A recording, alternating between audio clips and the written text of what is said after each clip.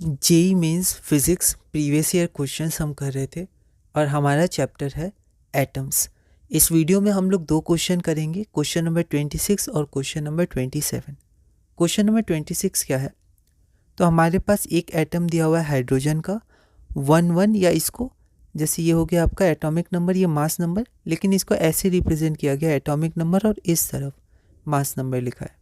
ठीक है, तो हमारा फिर अगला एटम है ड्यूटेरियम। ठीक है, हाइड्रोजन 1 2, इसको डी से भी रिप्रेजेंट कर सकते हैं। फिर सिंगली आयोनाइज हीलियम 2 4 और प्लस, और doubly ionised lithium 3 atomic number 8 mass number, और डबली आयोनाइज है तो प्लस प्लस या 2 प्लस भी हम लिख सकते हैं। All have 1 electron around the nucleus. ठीक है, हाइड्रोजन लाइक स्पीसीज है। Consider an electron transition from n is equal to 2 to n is equal to 1। तो इन सब में जो इनका एक एक इलेक्ट्रॉन है चारों के पास, तो वो ट्रांजिशन कर रहा है n इज इक्वल टू 2 से n इज इक्वल टू 1 पर। If wavelength of the emitted radiations are lambda 1, lambda 2, lambda 3 and lambda 4। तो अगर जो वेवलेंथ एमिट हुआ, क्योंकि जब इलेक्ट्रॉन हायर से लोअर में जाता है तो वो क्या करता है, वेवलेंथ को एमिट करता है, फोटोन एमिट करता है, उसका एक फ्रीक्वेंसी और वेवलेंथ होता है। तो ये जो फोटोन एमिट हुआ उसका जो वेवलेंथ है वो वेवलेंथ आपका है lambda 1, lambda 2, lambda 3 and lambda 4 respectively for the 4 elements. Then approximately which of the following is correct. तो लैम्डा 1, लैम्डा 2, लैम्डा 3 और लैम्डा 4 के बीच में आपको यहाँ पर रिलेशन दिया हुआ है 4 ऑप्शंस में, तो आपको बताना है कौन सा सही है। ये क्वेश्चन जेईई मेंस 2014 में पूछा गया था। एक बार आप इस क्वेश्चन को ट्राई करिए, फिर हम लोग आगे बढ़ते हैं। तो यहाँ पर जब अगर हम लोग देखेंगे तो यहाँ पर आपका फॉर्मूला क्या यूज़ होगा, तो ये फॉर्मूला यूज़ होगा ट्रांजिशन का फॉर्मूला। ठीक है, और wavelength of the emitted photon या फिर एब्जॉर्ब फोटोन। ठीक है, तो जो वेवलेंथ होगा, तो यहाँ पर हायर टू लोअर जा रहा है, मतलब एमिटेड फोटोन का वेवलेंथ। तो 1/λ बराबर होता है RZ², 1/NF²। इसको N1² भी कह सकते हैं। कई जगह N1² माइनस N2 लिखा रहता है, कई जगह NF माइनस NI लिखा रहता है। तो यहाँ पर 1/NF मतलब फाइनल स्टेट, जहाँ पर वो आया फाइनल ऑर्बिट, माइनस इनिशियल, वो पहले कहाँ था। तो चारों एटम्स के लिए जो फाइनल ऑर्बिट है वो n इज इक्वल टू 1 है, क्योंकि इनिशियली वो n इज इक्वल टू 2 पे था, फिर वो n इज इक्वल टू 1 पे आया है ना। तो चारों एटम्स के लिए NF इज इक्वल टू 1 होगा और NI इज इक्वल टू 2 होगा। ठीक है, तो यहाँ पर हम लोग लिख सकते हैं 1/λ। ठीक है, लैम्डा अभी जनरल है, RZ²। अब Z² अलग अलग है सबके लिए। ठीक है, हाइड्रोजन और ड्यूटेरियम के लिए 1 है, हीलियम के लिए Z2 है और लिथियम के लिए 3 है। तो Z तो अलग अलग है, लेकिन राइडबर्ग कांस्टेंट सबके लिए सेम है, और आपका 1 - NF और 1 - NI ये भी सबके लिए सेम है। ठीक है, तो इसको सॉल्व किए बिना ये कांस्टेंट होगा, तो क्या हम बोल सकते हैं ये पूरा कांस्टेंट है? तो अगर ये पूरा कांस्टेंट है तो 1/λ डायरेक्टली प्रोपोर्शनल टू Z² है। या इससे लिखने से अच्छा हम लोग क्या, क्योंकि हम लोग को बाद में एक कांस्टेंट के लानी होगा, तो डायरेक्ट ले आते हैं, इस पूरा को एक कांस्टेंट के मान लेते हैं। ठीक है, तो पूरा को हम लोग कांस्टेंट के मान लिए Z²। तो 1/λ is equal to K into Z²। सबके लिए क्या होगा, सेम होगा, है ना। अब हमें रिलेशन क्या चाहिए, λ1, λ2, λ3, λ4 में। तो रिलेशन के लिए हम क्या करते हैं, K को अलग कर लेते हैं, क्योंकि सबके लिए तो K कांस्टेंट है, तो K को LHS में ले आते हैं सबके। तो सबका RHS भी इक्वल होना ही पड़ेगा, क्योंकि LHS इक्वल है तो आपका RHS इक्वल है, K की वैल्यू सबके लिए सेम है। ठीक है, तो यहाँ पर हम लोग एक जनरल एक्सप्रेशन बना लेते हैं। ये सब क्या होते हैं, ये सब मेथड होते हैं। ठीक है, अब ये मैथमेटिकल फॉर्म, ये क्या हो गया, यहाँ तक आपने फिजिक्स का फॉर्मूला यूज़ कर लिया। पर जब आपको ऐसा रिलेशन बनाना है इक्वलिटी का, तो आपको थोड़ा सा इक्वेशन और मैथमेटिकल फॉर्म में अरेंज करना होगा। तो कांस्टेंट K बराबर 1/λZ²। ओके, अब पहला क्या था हमारे पास, हाइड्रोजन। हाइड्रोजन के लिए Z बराबर 1 और लैम्डा बराबर λ1।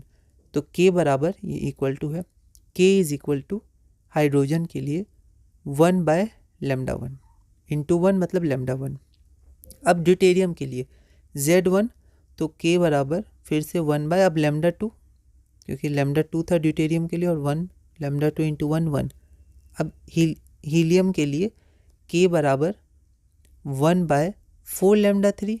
ठीक है, क्योंकि 2 का स्क्वायर यहाँ Z² था तो 4, और हीलियम के लिए लैम्डा आपका λ3 था, और लिथियम के लिए k बराबर 1 बाय, अब लिथियम के लिए लैम्डा 4 है और आपका ये z लिथियम के लिए 3 है, तो 3 का स्क्वायर 9, तो 9 लैम्डा 4।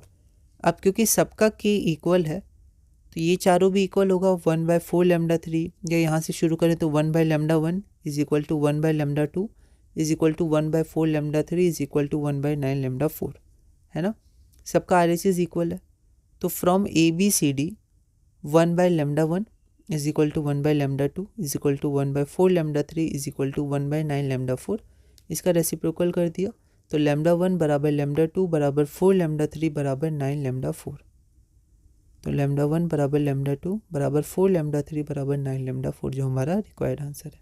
ठीक है, तो ये सब ऑब्जर्वेशन से आपको आगे बढ़ना है। ठीक है, और ऐसे क्वेश्चंस को प्रैक्टिस करनी है ताकि आपको आगे ध्यान रहे। पहली बार में नहीं बने कोई दिक्कत नहीं है, पर आपको रिवीजन और फिर इसका एप्लीकेशन ध्यान रखना है कि वहाँ ऐसे हुआ था तो क्या यहाँ भी ऐसा ही हुआ है या क्या चेंजेस आया, तो ऐसे आप सीखते जाएंगे धीरे धीरे।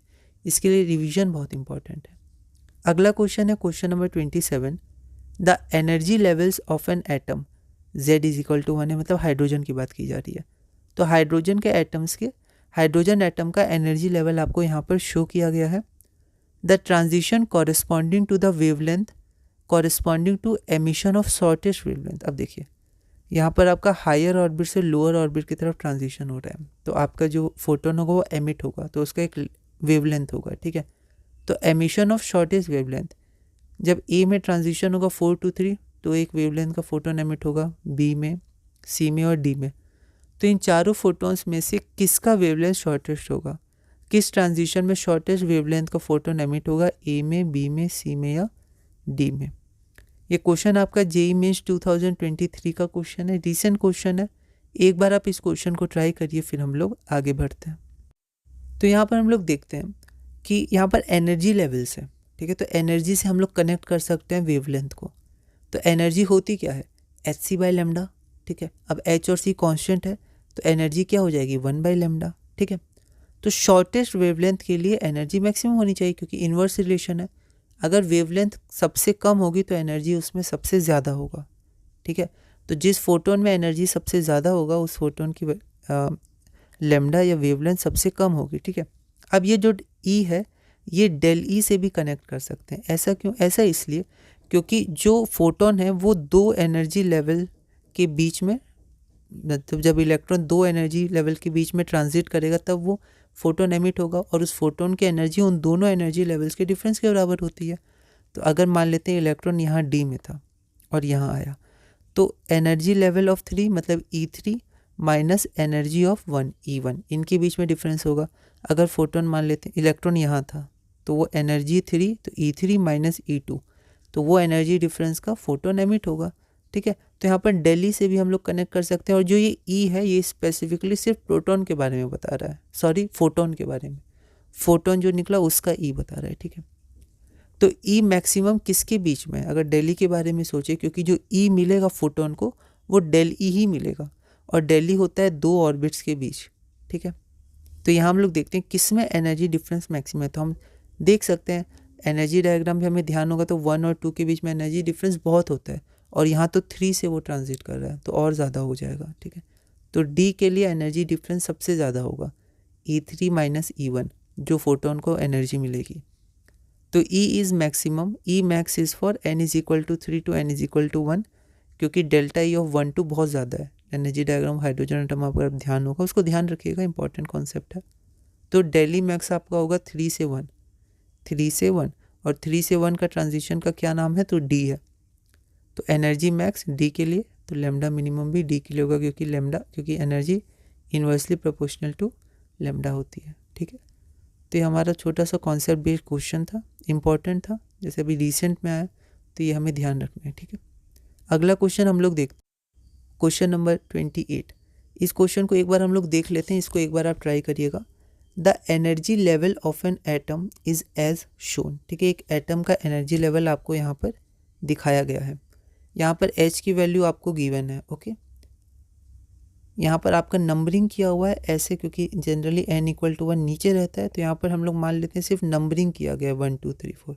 ठीक है, और यहाँ पर आपके कुछ ऑर्बिट्स हैं, और उनकी एनर्जी आपको दी हुई है और यहाँ पर ट्रांजिशन हो रहा है, ठीक है। एच की वैल्यू गिवन है। क्वेश्चन क्या है, which transition will result in the emission of a photon of wavelength 124.1 nanometre. तो किस ट्रांजिशन में वो फोटोन निकलेगा जिसका वेवलेंथ इतना होगा। क्या एमिशन होगा, तो बिल्कुल होगा। क्यों? क्योंकि यहाँ पर 1 से 2 गया तो ऐसा लगेगा कि ये क्या हो गया, ज़्यादा हायर ऑर्बिट में गया तो एब्जॉर्व किया, लेकिन ये आपका एन की वैल्यू नहीं है। क्यों नहीं है? क्योंकि अगर ये एन की वैल्यू होती तो ये निगेटिव होती, पर ये तो 0 0 है और निगेटिव तो नीचे जा रहा है, मतलब नीचे वाले ऑर्बिट्स 1 2 ऐसे करके होता अगर होता तो, ठीक है। तो ये सिंपली नंबरिंग हम लोग मान सकते हैं। तो यहाँ पर हायर एनर्जी लेवल से लोअर एनर्जी लेवल पे ट्रांजिट हो रहा है, मतलब एमिट होगा, तो बिल्कुल सही है, एमिशन ऑफ फोटोन। पर किस एमिशन में, क्योंकि चारों एमिशन में आपका फोटोन रिलीज होगा, तो किस फोटोन में जो आपका वेवलेंथ होगा, किस फोटोन में जो, किस ट्रांजिशन में जो फोटोन रिलीज होगा उसका वेवलेंथ 124.1 नैनोमीटर होगा। ये क्वेश्चन है। 4 ऑप्शन आपको दिए, ध्यान रखिएगा ABCD नहीं दिया है, ACDB दिया है, इसमें कन्फ्यूजन होता है। बी का ऐसा नहीं है, बी का ऑप्शन बी है, सी का सी, इसमें आप ध्यान रखिएगा बहुत, है ना। तो यहाँ पर आपको बताना है, ये क्वेश्चन जेईई मेंस 2023 में पूछा गया था। एक बार आप इस क्वेश्चन को ट्राई करिएगा। अगली वीडियो में हम लोग क्वेश्चन नंबर 28 से कंटिन्यू करेंगे और धीरे धीरे अपने इस चैप्टर में आगे बढ़ेंगे।